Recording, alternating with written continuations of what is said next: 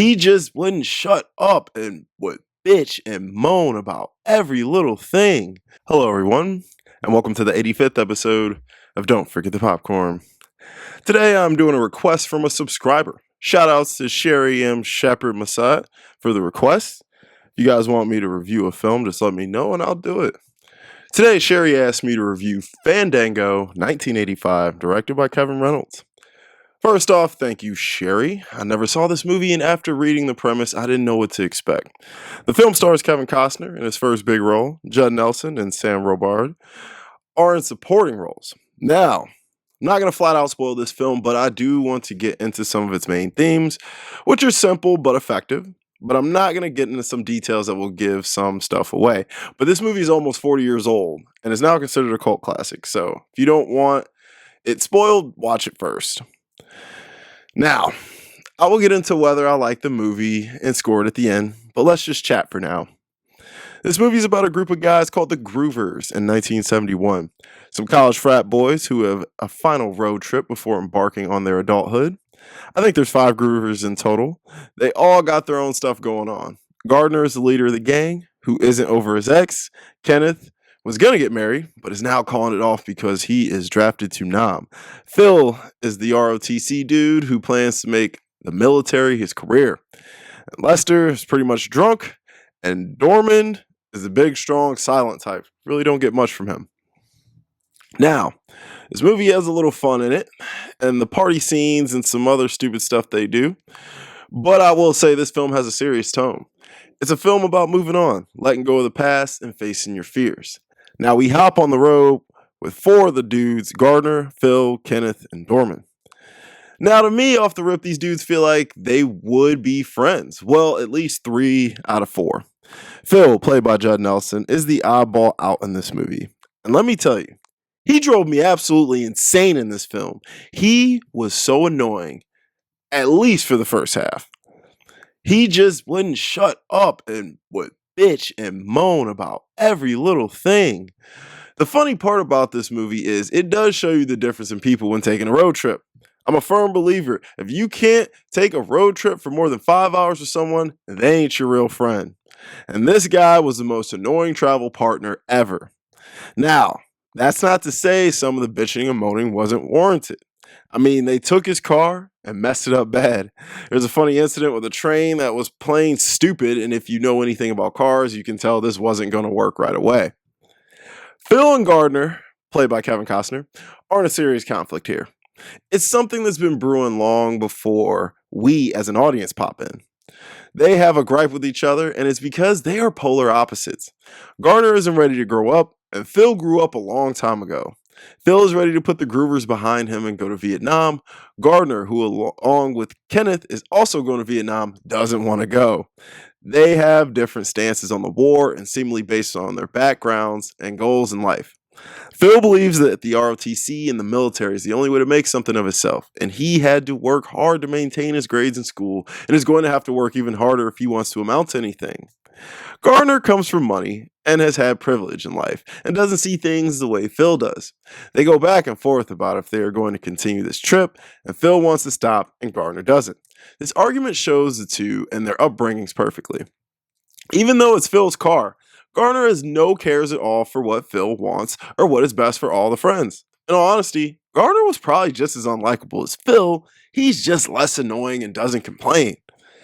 Kenneth here is battling with his own demons as he is regretting the decision of calling off his marriage and is scared to go to the military. He loves his girl and knows he blew it, but he's having fun drinking beers and just trying to mask it all. The things going on with these 3 characters show us how people deal with their problems. Some have to scream and shout, some distract, and some just avoid it altogether. But the moral is sooner or later, you're going to have to face those problems or keep running from them. Man, I feel like Mr. Morality speaking on this movie. I'm sorry, I'm not. The boys can't stop fighting, though, so they stop off to blow off some steam, where essentially Gardner challenges Phil to face a fear, and Phil agrees to do so if Kenneth doesn't try and dodge the draft. They agree, and we get a fun, goofy little scene with the boys realizing they do love each other more than they knew it. It all sounds so cheesy and bad, but it's not that bad in its delivery, trust me. Now, after this, everything changes with the crew. Garner gets Kenny's ex to agree to come marry him, which he sets up.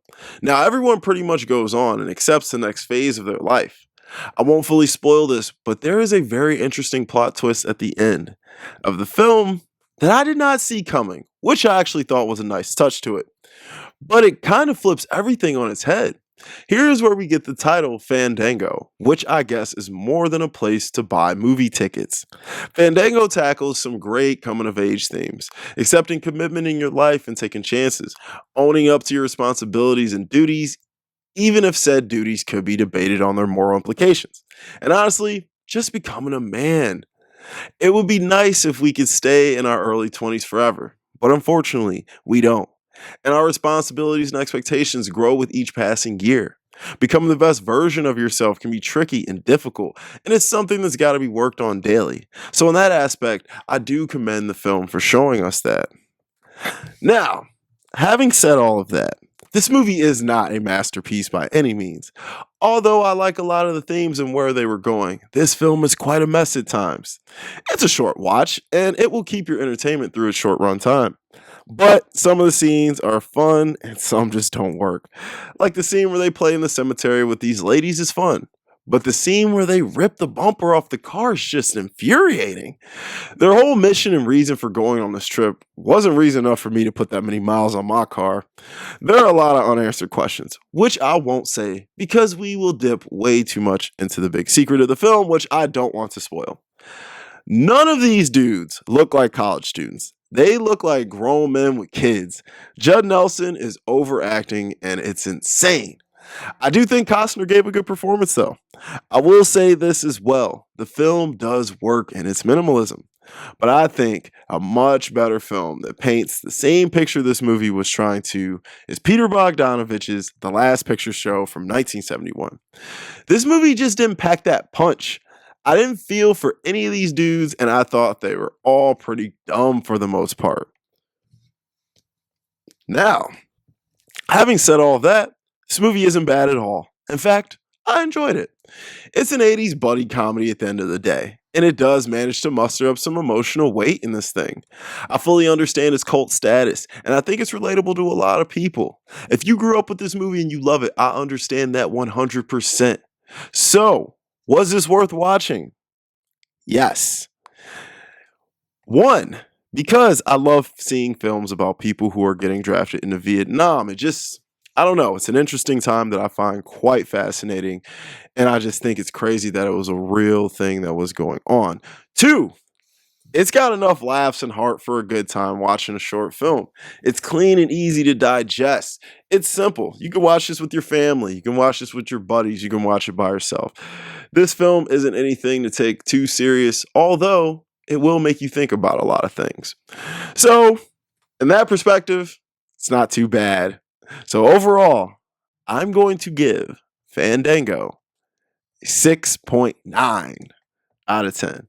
And I would recommend this for you if you are an 80s movie fan. Guys, thank you so much for watching my Fandango review. Let me know if there's a film or topic you would like me to cover. Like and subscribe, it's free, I appreciate it. Follow me on Letterboxd, Ralph Vader. Been having a blast over there. I got a podcast with my buddy, The Cutting Room Floor. I'll link that below for more movie content as well. I will be back next week. And don't forget the popcorn.